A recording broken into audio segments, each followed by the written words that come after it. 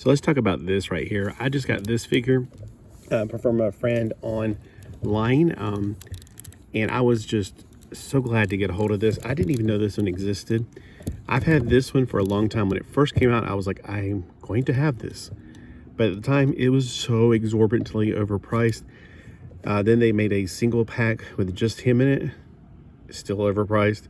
It came with a lot of extra stuff originally for like $80 or something like that, like crazy expensive, because it's supposed to be interactive and works with some phone video game or something. I think they're called Lightseekers. Now, the reason I really wanted this is because he looks a lot like not Rom, but in a comic book by Rom, there was a lizard creature. He doesn't look exactly like him, but he definitely gave me the vibes of him. So one thing about these is you're supposed to be able to plug in things to them to make them light up, and certain weapons that you can plug in, like right here's a plug-in. There's a release point for it to be, see where the little lever is, so you can lock it in so it won't fall out. I think that's probably where the energy comes from. Now he's got them on both hands, so he can have like a big axe or a big sword or other weapons. I've seen these for pretty cheap at Ollie's, but I'm like, I mean, in other places that, discount places, you can still find the weapons for some reason, but not the figures, not that I've seen. Mine's starting to break. That's not good. The reason that they only have so much limitation is, and yet they have movement, is because there's wires running through them that will light up the LEDs right here for him. I think that's all it would light up on him. I don't know. I'm not really into the light up feature. I just think he looks really good. I don't think there's anything with the legs. That's why the leg joint's very different. You can tell there's really not any electricity going through these, or no wires. There's a lot of ratcheting to them. And that's a good thing, because honestly, you don't want these things to be loosey-goosey, and they will probably loosen up over time. Like mine is starting to have a little crack right there. Like if you bend it too far, it won't go that far, because obviously they don't want you spinning it around and twist the wires up inside and snap them in two. They want that light feature to work. Now it looks dusty, but I just noticed when I picked up my phone, just laying it down for a few seconds, there is a fine misting going on out here of pollination. It is like crazy. So he is getting covered as I talk. Now again, this one I've had for a long time. He's a reptile. He's really cool. There's a button on him somewhere, I guess, but I don't know. But there's no batteries in him. When I got this thing, I was like going, man, they could batteries in here, I wouldn't know it. This thing is a huge monster. I thought he was gonna be even bigger than him, but that's good. He's not too much bigger. And then in my mind, he was actually bigger until I got him out, and I was like, oh, nope. So he's got a lot of screw holes, which look like ports to put stuff in, but I'm guessing the energy, and like I said, I've never really played with this feature. I just think they look really cool as figures. They probably are connected here, and they're in the weapons themselves. I remember there being flight packs, but where would you plug the flight packs in? Like there's little jet packs you plug in so they can fly, and in the game they go psh, whoosh, making noises and stuff. And you can see where his translucent parts are, where they would light up if I had the battery packs. So he's really cool looking. I like him a lot. I call him Reptor, and I just think he looks fantastic. Look at those legs. Like I said, I've had him ever since they first put him on clearance at Toys R Us. Not KB Toys, Toys R Us. KB was out of business way before that.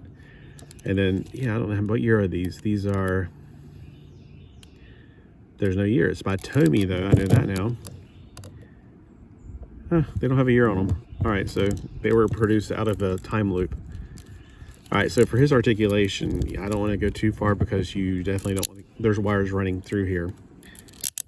He only goes up that far for obvious reasons. If they don't want you to go too far, he can go in and out, and there's nothing that goes, like, you can't bend at the elbow. It just goes left to right and not too far. I would imagine if you did even do this too much, you would end up breaking the wires inside. And again, there's nothing in the legs. That's why they're very different. Very ratchety feeling. He can stand pretty well. I'd put his arms down and there. So he can stand on his own. So he does have holes in his feet. I don't remember them coming with a stand at all. Mine's always been able to stand just fine. So I'm just making you aware of these in case you ever find these. Pick them up, definitely.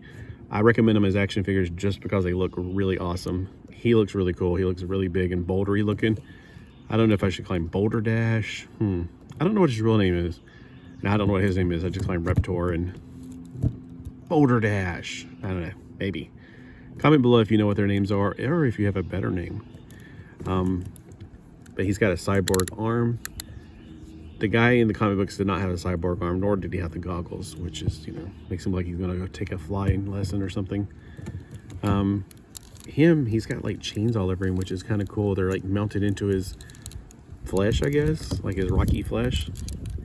He looks like a golem, or what are those? Yeah, like on Minecraft, the big golems. And again, he has little buttons to release the weapon you put in his hand on both arms. So if I had some of the weapons, I would show you how they work in their hands, and if I had a way of knowing how to put the battery source in, I would do that too. But it's never been a thing for me to actually have all that battery stuff. I'm not into that stuff. In that aspect, they kind of do remind me of Rom, the Space Knight figure. He had all these little extensions you put in his hands, like 3 different things. What was it? The neutralizer, or was it the nebulizer? And then there was the thing it put in both hands that he like supposed to be able to communicate to other people. It was kind of, after a while, they just got rid of everything but his gun, basically. But yeah, if they ever come out with a ROM, I hope it'd be in the 1/18 scale, because I think this would go great. I think these would look fantastic as, you know, giant monstrous like not robots, but beings for your 1/18 scale action figures. I actually put him in the He-Man box because I think he would fit in with the He-Man figures as well. I mean, you know, the Origins figures, not the 8-inch figures. These are about probably 6 to 7 inches. They're not quite that tall. Well, again, if you've ever gotten these before, let me know. Comment below. I'm interested in seeing what you guys think about these personally. And maybe you never heard of them. I'm sure you can find them pretty cheap if you find them at Ollie's or eBay or somewhere. All right, thanks for watching. Have a fantastic day.